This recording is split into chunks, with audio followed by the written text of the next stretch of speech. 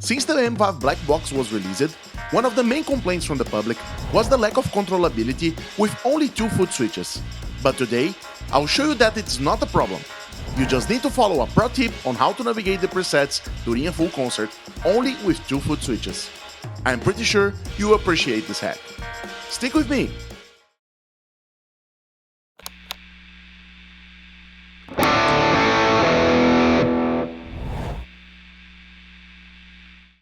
What's up fellow budget tone chasers, welcome back to one more video here at the channel. This time, bringing a quick but super important tip if you're interested on using the M-VAVE Blackbox live, but you are not quite sure if only 2 foot switches are actually enough for that.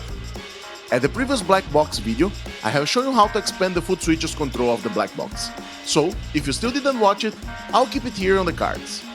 But even though, some people simply do not like the idea of needing to carry one more pedal, as one of the main benefits of M-VAVE products, like the Q-Baby and the Tank G, are exactly to enable you to solve a full gig with a powerful, affordable and compact unit. So today, I'll teach you a pro tip on how to organize your presets in order to get all you need only from the Blackbox. Let's go! Scenario 1. Simple effect setup. In the first scenario, we will address the organization of simple effects usage, really common for those who play rock, jazz, and even blues. For this style of user, we tend to solve the full gig with generally 3 types of presets, or tones: a clean tone, a crunchy one, or drive tone, and a solo tone, which can be generally with an additional boost or a delay to make the sound a little bit more full. If you are in this scenario, here goes the logic on how you organize your presets. At the first slot, you place your clean tone. Right above, you place a crunchy tone, and then the solo tone. You can then place a copy of the clean tone above the solo tone. And if you would like to have even more flexibility, you can move everything one slot up and add the solo tone as the first one. In this way, you come to the following map. Now, all you need to do is every time that you will start one song from your set, you need to think what should be the starting tone, crunchy or clean.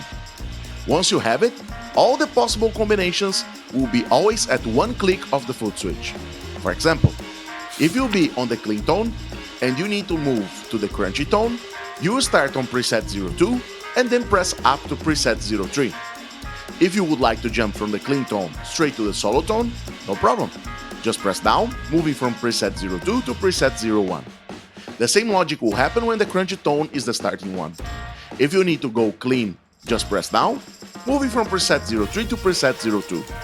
If you need to move to solo tone, just press up, moving to preset 04. As a bonus, you still have the possibility to jump from solo tone back to crunchy or to an additional clean stage when you'll be on the preset 04. This will help you to move loose between presets without needing to get rigid once you memorize what is placed in each layer of the preset stacking. Pretty cool, yeah?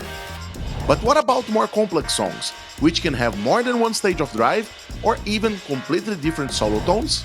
We'll address it in 1 minute, but not before I'll ask you to give me your thumbs up as a retribution for this pro tip you just have learned. And if you'd like to know much more about affordable guitar gear, consider also subscribing to the channel. Now, let's check the more complex scenario. Scenario 2. Complex effects setup. I know it will sound obvious, but it never comes to the mind of the guitar players when they are setting their Blackbox. The Blackbox stores until 80 presets. If we consider that a regular 2 hours gig can generally have around 20 songs, we are basically talking about 4 presets per song, without repeating a single preset. I think you get where I'm going, yeah? In this way, for extreme cases, you would be able to organize your presets in sequence, following the stages of every single song, starting from preset 01 until the preset 80. In a way you would need only to click up every time that it requires a change. In order to not need always to reprogram your presets list every time that the band changes the order of the songs, you can always take notes of the number of the starting preset at your setlist print, so you'll be able to place your starting point before every song will start. Can you still say that 2 foot switches are not enough for a live play? Let me know here in the comments below. And as always, if this video was helpful to you somehow, please consider subscribing to the channel and hitting the like button.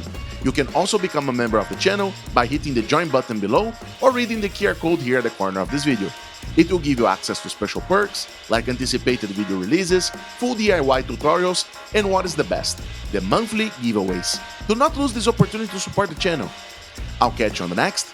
Keep on rocking.